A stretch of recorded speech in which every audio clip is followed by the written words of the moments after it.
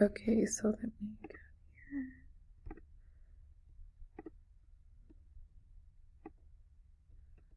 Okay, so I chose a problem from the homework. Here I explain that the limit as f of x approaches -3 is 6. My function is x squared plus 2x plus 27 over x plus 3. Now, I did have to factor this function out, because if I do it the direct substitution way, I do get a 0 in the denominator, which we'll see in a bit, and Desmos shows us an open circle on our graph over here. But here I've factored out, and then once I've factored out my function, I can then substitute -3 into x plus 9, which gives me the limit of 6.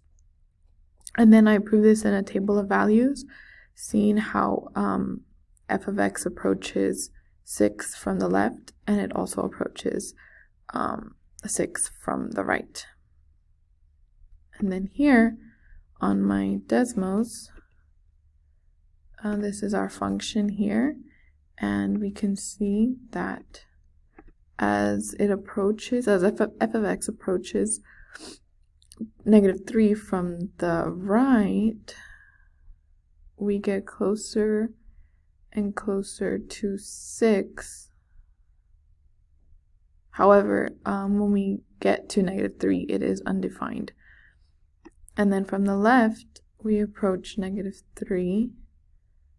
We also will get closer and closer to 6. However, it is undefined. And then here I show my table of values with a little bit more detail. And let's move this over.